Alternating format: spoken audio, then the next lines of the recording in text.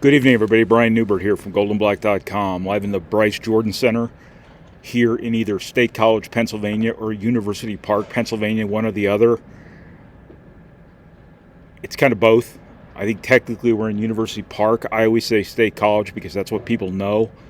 Either way, this is your goldenblack.com wrap video following Purdue's Big Ten opening 81-70 loss here at Penn State. Thank you to the Purdue Union Club Hotel, which I still have not located their State College and or University Park location, but that's fine. Maybe next time. We will dive right into it here, the famous last words. So, the December Big Ten road opener strikes again. I think since the inception of this scheduling model in 2018, Purdue has won this game twice against, I think, 8 losses.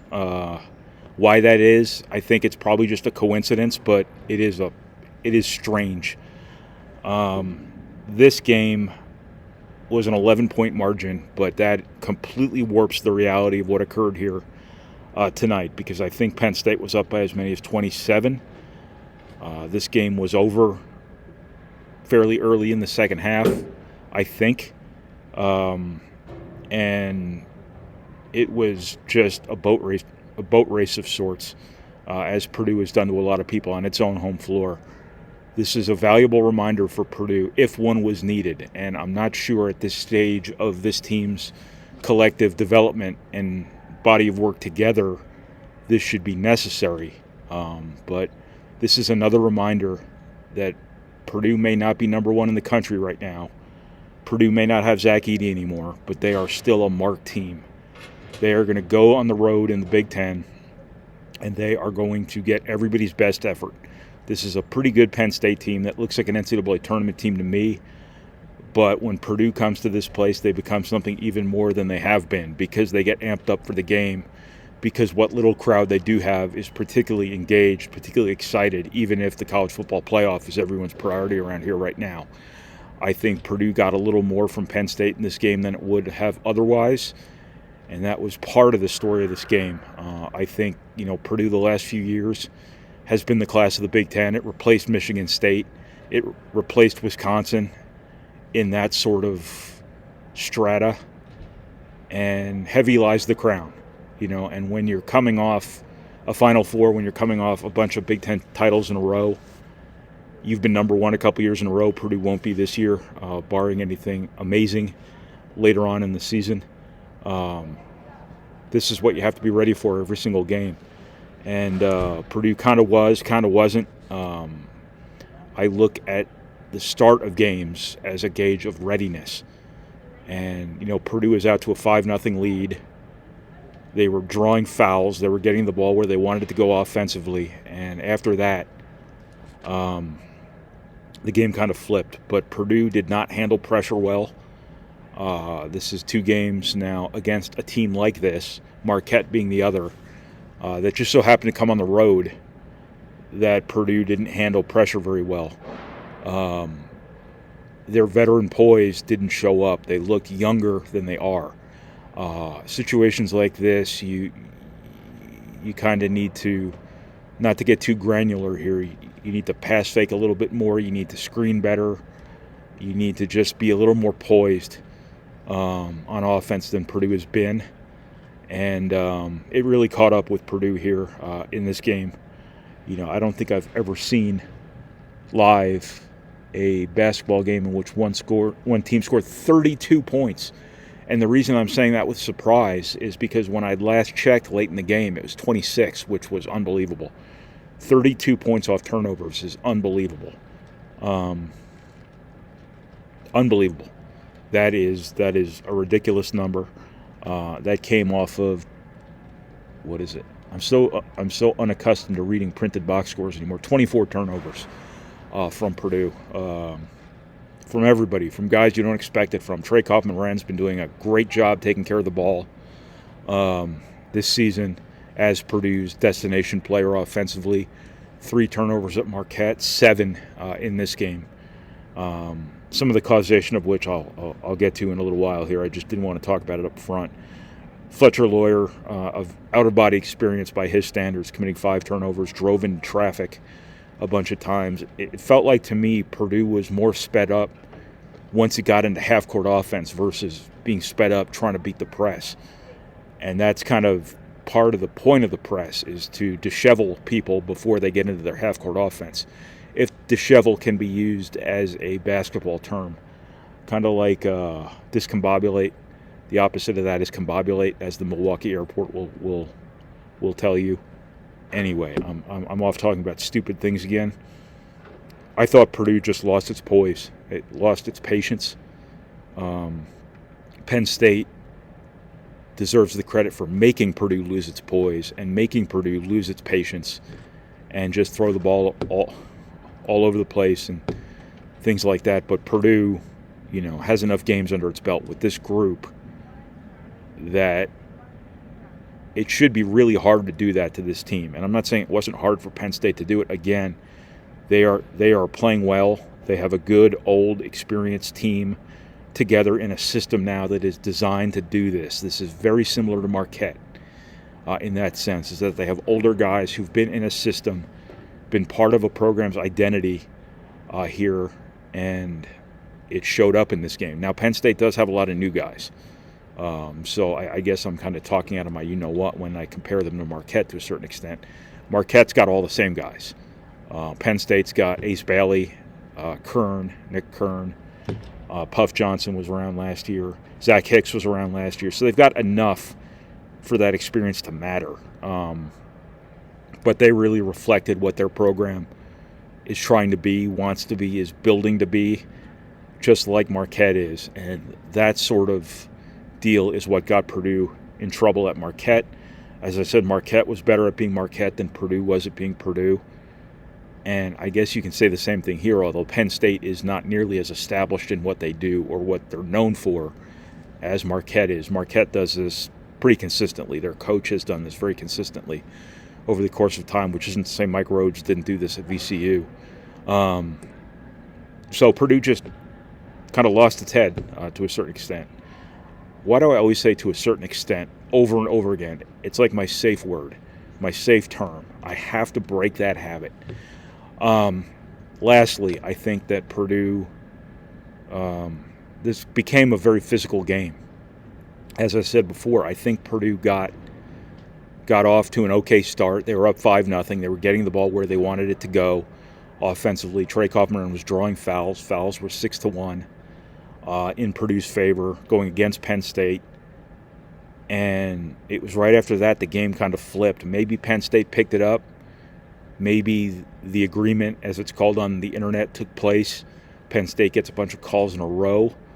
Suddenly they get more and more physical. The whistles aren't occurring anymore. If you watch these videos, if you've watched them over a course of time, you hopefully know that I'm not blame the refs guy. I did talk about the officiating a lot the last few years because Ross-Ade required it.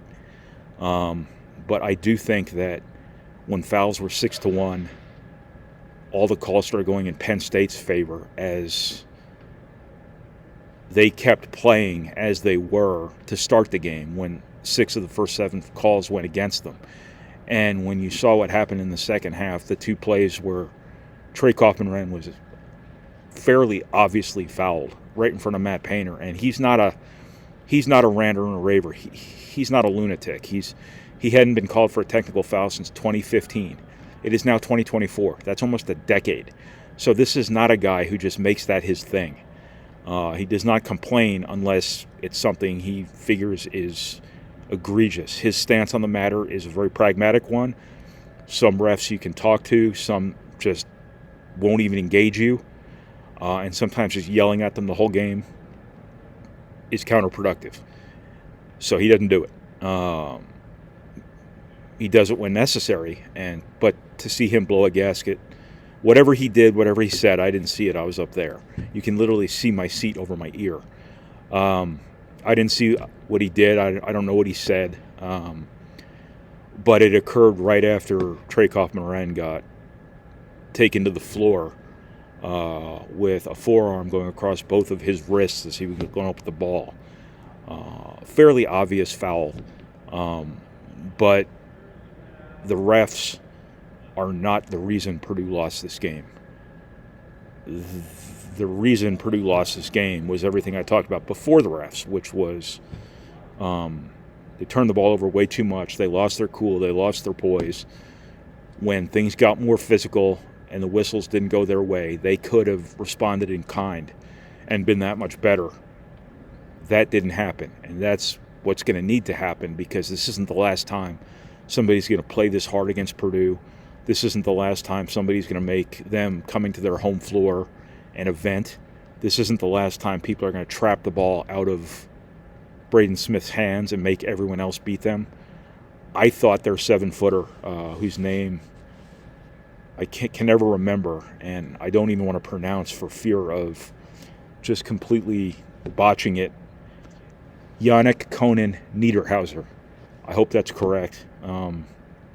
7 foot, 250 pounds. I figured they'd be dropping him in the lane all day and letting Braden Smith shoot jumpers. Instead, they were using him to come up and trap the ball out of Smith's hands, to which he has to pass it off. And that's where everybody else has to, play 5-on-4 and not turn the ball over. And I thought Purdue drove too often in the crowds. Fletcher Lawyer tried to dribble between two guys too often, lost the ball a few times. Trey Kaufman-Wren dribbled from the high post into crowds a few times, got himself stuck. Purdue just needs to be better in those situations. So if you're looking at, I guess part of my point here is that if you're looking at Braden Smith only taking 3 shots, there is a reason for that.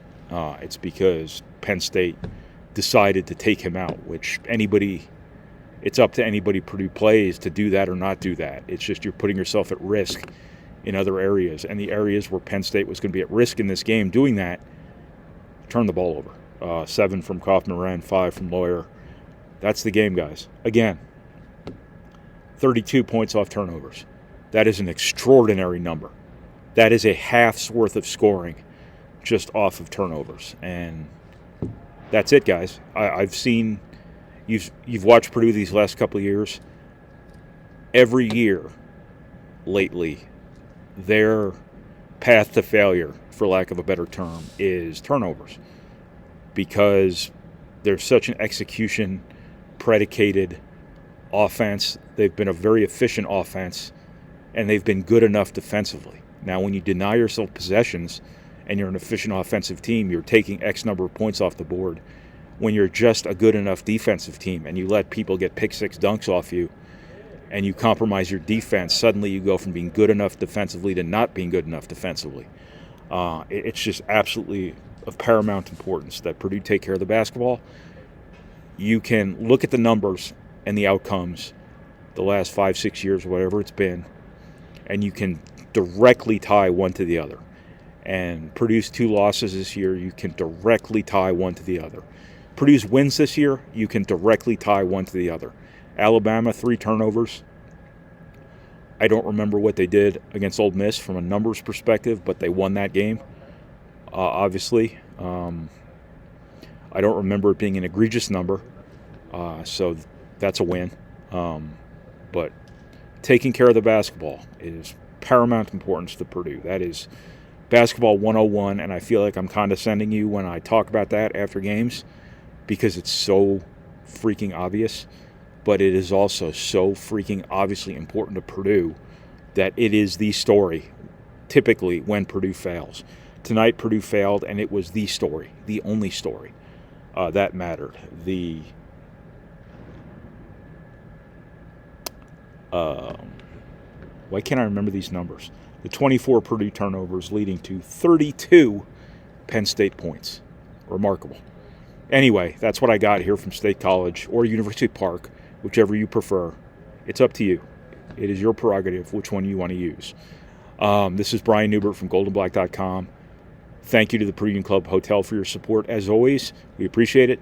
Thank you for watching. Thank you for reading.